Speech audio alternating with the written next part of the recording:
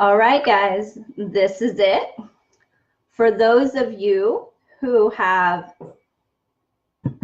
not yet quite met me, I will give you just a brief introduction here in a minute. Let's get some of the wonderful people on here because I am going to unleash the truth about the $200 million in LinkedIn lead gen I did this year in 2018.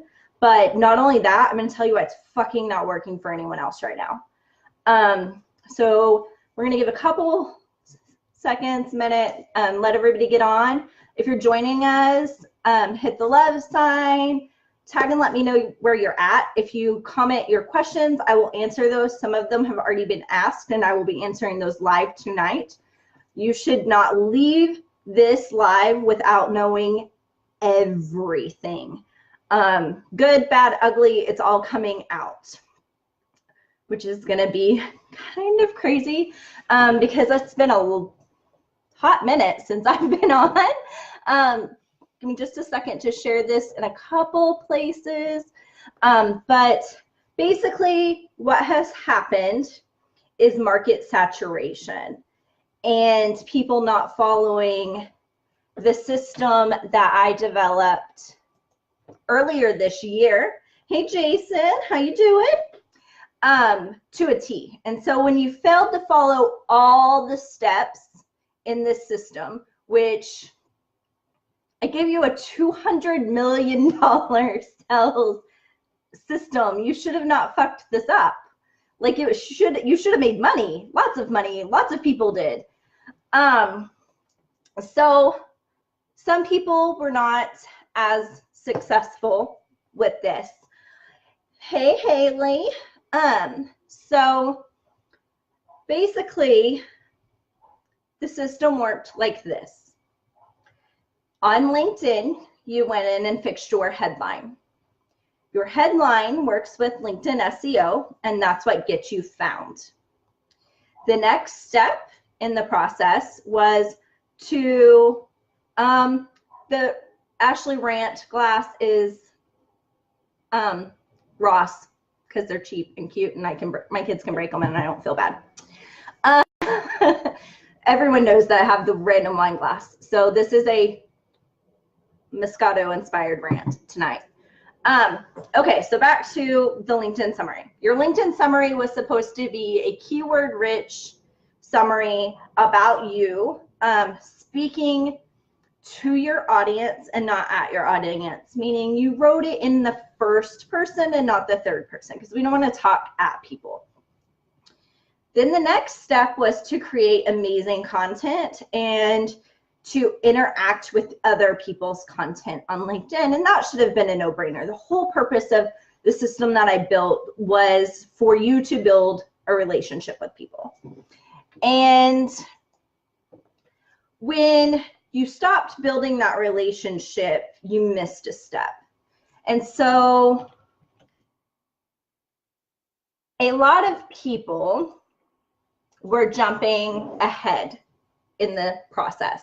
And you can't jump ahead because it's kind of pulling the cart before the horse. And so instead of walking up to the girl at the bar and making some small talk and getting to know her, you walked up to the girl in the bar and either kissed her or showed her your penis.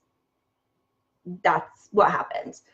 And so now everyone on LinkedIn is sending the exact same messages, which, by the way, were not my script, because the whole joke of the script for Ashley's LinkedIn stuff was that that wasn't one.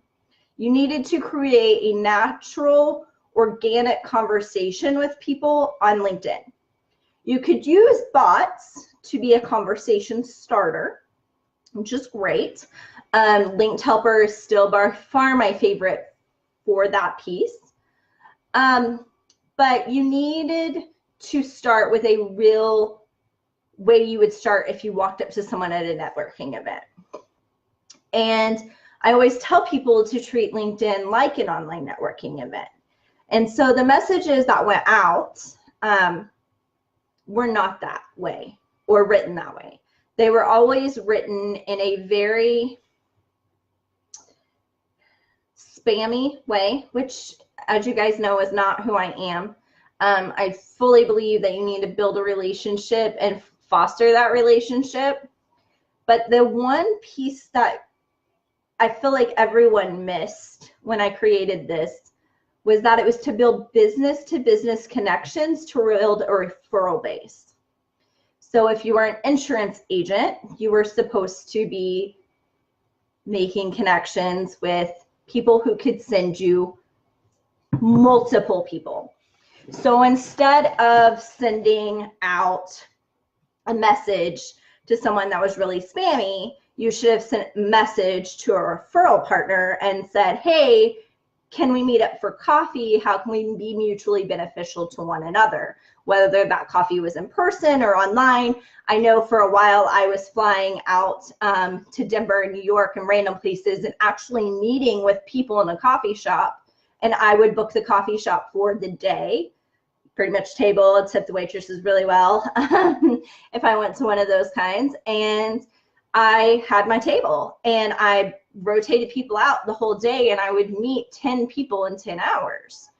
And I was in front of people and I was really meeting them. And that's something that a lot of people miss, was that when you are using LinkedIn to generate leads, you should have been using LinkedIn to generate people that refer you, that you're building that authentic relationship with.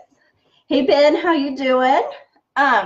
So basically for me, the biggest thing was that I wanted, when I created the system in 2016, it was for me. And it was my system and it worked really well because it was blue ocean. No one was on LinkedIn. And that's why LinkedIn worked massively well for my business and I was super successful. Not to say that you can't join LinkedIn now, build an amazing profile, and have massive amounts of people interact with you. But if you go into the relationship as what's in it for me instead of what's in it for them, you are going into it wrong. I still to this day pass more business than I get referred. That does not mean that I am not building really good, strong relationships. It just means that I know so many people that I know the good plumber, I know the good electrician, I got your real estate guy, you need the mortgage guy, your health insurance, I got you covered. Like I know everybody. And I know everybody because in 2017, mid-March, I did 40 coffee dates in a month. And this was outside of my normal travel. This was just 40 coffee dates in a month. And I would go to these coffee dates and I knew these people were not who I wanted to work with. These were people who knew the people I wanted to work with. Because I know as an online marketer that word of mouth is still king. And in order to get good business relationships, you need to build really strong referral partners. So to do this, you need to have coffee with people or go out and have drinks or whatever it is that you want to do. And you need to listen.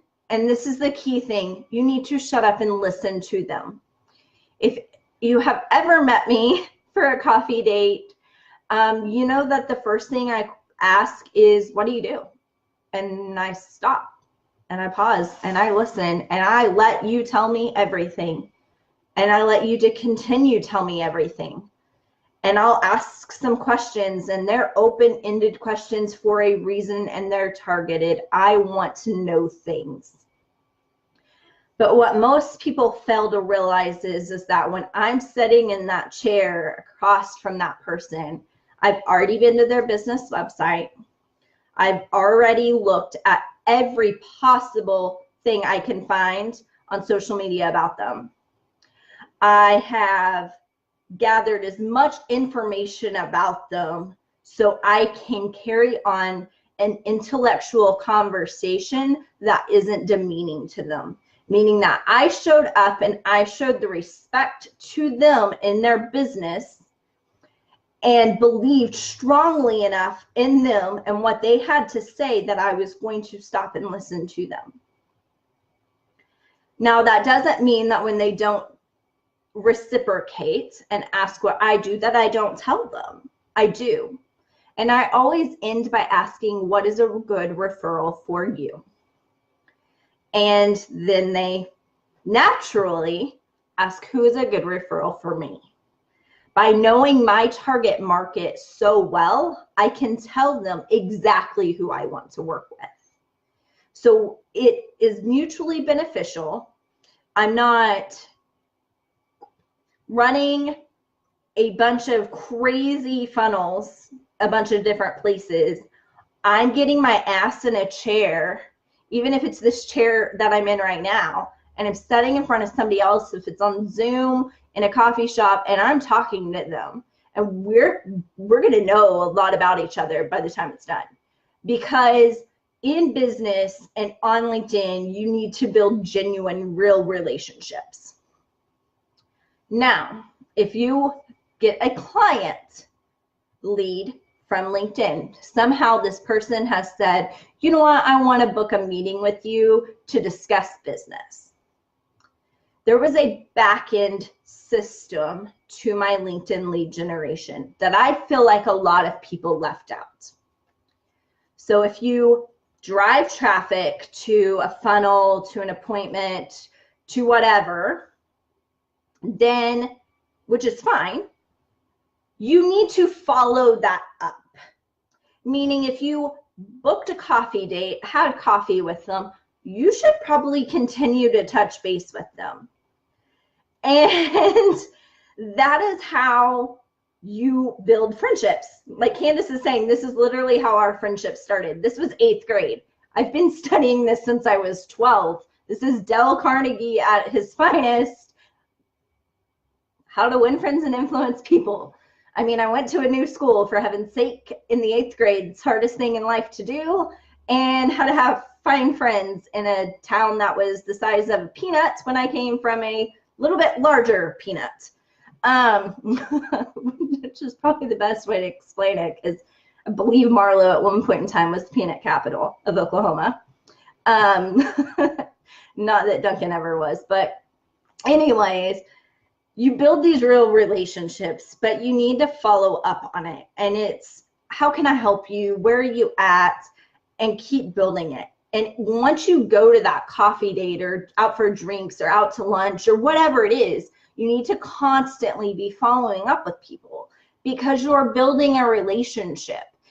Don't make it one-sided, and it's never about you. And I cannot stress that enough. It should have never been about you.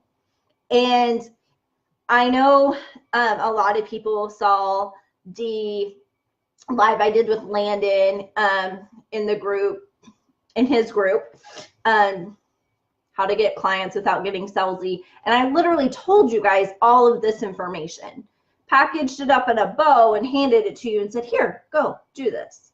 And some people were massively successful and other people were like, you know what, LinkedIn's a little stuffy, it's not for me. But, and that's okay if it's not. The whole point is to know where your ideal target client is. But the other thing is to know where your referral partners are. And my clients that were successful built their success and made their money from the relationships that they built through LinkedIn through referral partners. And I cannot stress it enough because I feel like people went in and they were like, this is going to be like Facebook ads. I just drive cold traffic to it. I'm going to make sales. Everybody's going to be happy. And that was not the case at all. Thank you, Cynthia. I put my hair up, put on some makeup for you guys, poured my glass of wine so that we could be entertained by how snockered I get by the end, which is fitting because like all the Christmas stuff's up. But you really need to and I'm stressing the referral partnership because that was the piece that no one understood. And I tried to tell everybody. I was like, if you're going on LinkedIn, you really need to figure out who your referral partners are. So if you're a real estate agent, who's going to send you multiple people to buy a home? Because buying a home is transactional, meaning you buy it one time and maybe 5-10 years later, you buy another one. But you don't buy a new house every year, unless you may be like some celebrity, and I don't even think they buy a house every year. You don't change your insurance agent, but maybe once a year. Maybe you price around once a year. But for the most part, as long as they make you happy and you have a good rate, you're probably not going anywhere. If you go to buy a house and you need mortgage, which most people do, they're not going to buy it outright in cash. You need a referral partner to send you business. If you're a home inspector, you need real estate agents to send you business. If you're a business coach and you give away tons of free, valuable information online, you want people to be sharing that and thus sending you business. If you own a marketing agency, you want to connect with pretty much anyone you can that works with other people that own businesses so that they can send you business. The reason why LinkedIn lead generation is successful is that it's not LinkedIn lead generation, it's LinkedIn referral generation. And when you stop calling it lead generation and you start calling it what it is, it's a referral system. It is where you go to find people. Now that I've finished my big long rant on how things were broken, I'm going to answer the questions. So bear with me a minute so I can get them pulled up. Candace, yes, it's like having a wingman. You meet these business people who you build a relationship and you fall in love with, and then you send them other people. Okay. Jeremy had a really good question. His question was, considering LinkedIn shut down the ability to export people's email addresses from the platform, how has this shifted your strategy in growing accounts? If you were exporting email addresses to spam people, you were in violation of the CAN-SPAM Act and could have been fined $16,000 an email, because those people on LinkedIn, even though they were your connection, never opted into your email list. I will repeat this again. If you export or have in the past exported LinkedIn contact information and sent them an email, you are in violation of CAN-SPAM. And if you are in Europe, you are not GDPR compliant and you're going to get a huge ass fine. Merry Christmas, they're coming after you. Guess my humbug shirt fit after all. So this has not changed my strategy. When we exported email addresses, we imported them into Facebook for retargeting campaigns. And if a client wanted to do the other with it, we never gave them access to that list because it violated our company code of ethics. The next question is from Jeannie. She says, I used to have the ability to filter using tenure, owner, senior, within an industry or maybe a company. She can't remember, but that filter seems to have gone away. That filter did not go away. It went away on the free membership, so not all of the advanced search features are there unless you have a premium account. And there's different premium accounts, and you can get locked down for different things because LinkedIn is now seriously pay to play. If you're a business owner and you're wanting to make lots of connections and send lots of messages and search for lots of people, you really want to get LinkedIn for Business. If you are using LinkedIn and integrating with a CRM like HubSpot, you want LinkedIn with Sales Navigator. So it imports the information in and they're right there in front of you and you can see it. So those are the two ways that it's kind of changed. Aldolfo said, when framing an introduction message on LinkedIn, what are some of the best and worst practices? It's kind of creepy to say hello just by itself. And keep in mind that LinkedIn messages are not answered as rapidly as Facebook Messenger, just because most people don't have the notification turned on their phone like they do for Facebook Messenger, so you don't really see it as much. So if you're going to do it, I usually tell people to say exactly what they would if they were meeting someone for the first time.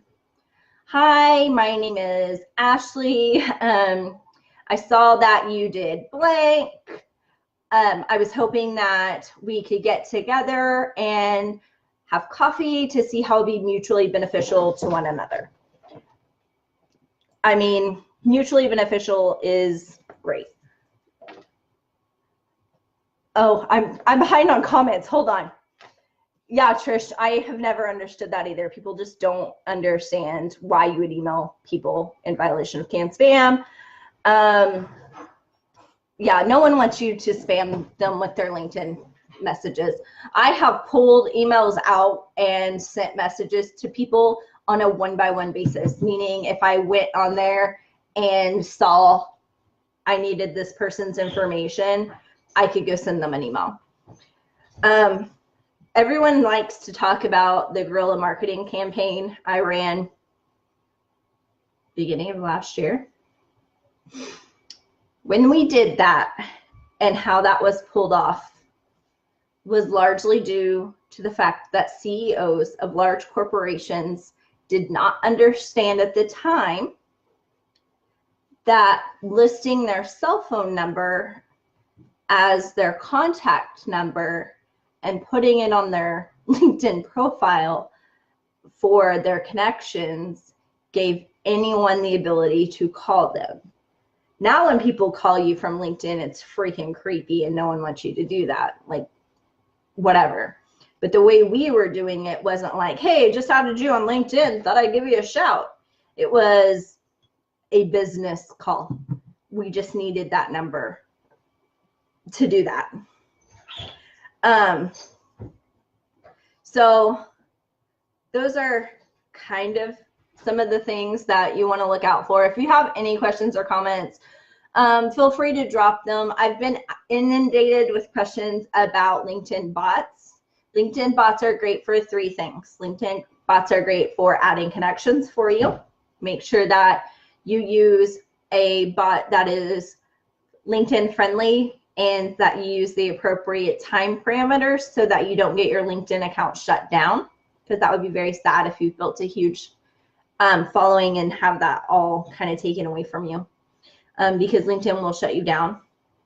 I love it for endorsements because it's a really easy way that if you endorse people to start a conversation, because a lot of people that you endorse will send you a message, hey, thanks for endorsing me for blah, blah, blah. And you're like, oh, you're welcome. Hey, how are you? I was meaning to touch base with you, whatever you want to say. But it's just kind of that open gate and helps you start that conversation naturally. If someone comments on your LinkedIn post, that is not a time, unless the conversation was directed that way, to go get in their inbox. If you write a LinkedIn article, which if you do not know this, it's a damn shame, because LinkedIn's SEO is better than your blogs will ever be. It will. So if you need a blog post to be found, you can change it into an article. And as long as you don't already have it on your blog, if you just make it an article, in 60 to 90 days, whenever the Google bots go do their SEO thing, it will appear first page. The longer that it sits on LinkedIn, just like with any SEO, the better your chances are to getting to be first page. A great way to write articles to be found on LinkedIn and off LinkedIn is to use Google keyword search and see what people are actually searching for. Yes, LinkedIn articles are, SEO is so much better.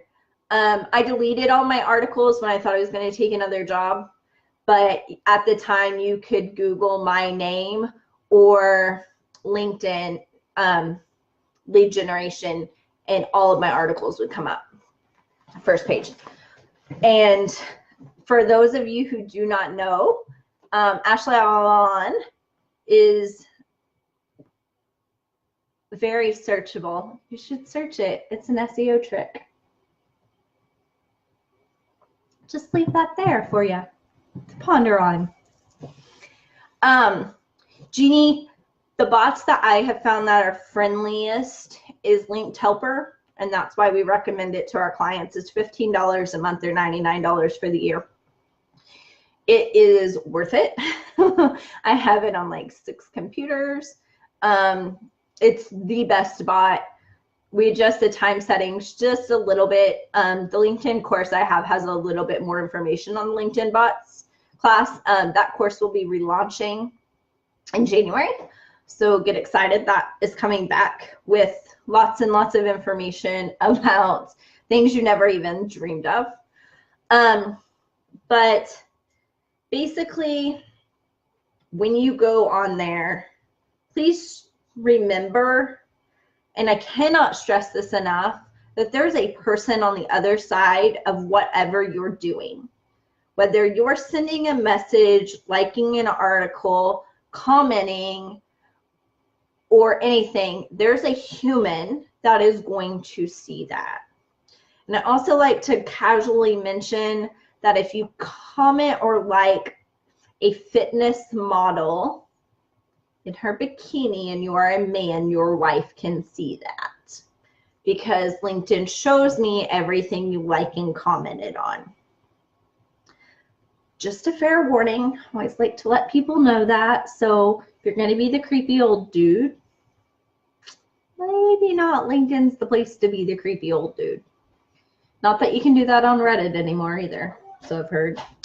But yeah, that's kind of basically it. If you have any questions, feel free to drop them. If I didn't answer them in this, I will be happy to comment below. But please remember that LinkedIn is your referral source.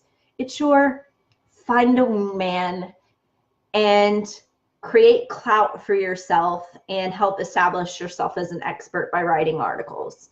That is what you're supposed to be doing with it. You're not supposed to be spamming people bullshit in their inbox or swiping their email addresses to spam them.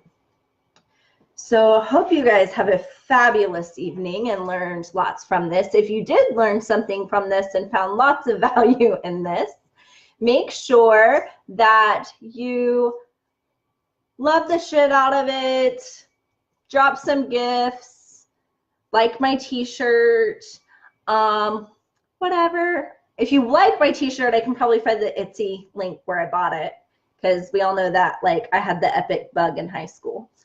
So I hope you guys have a great night.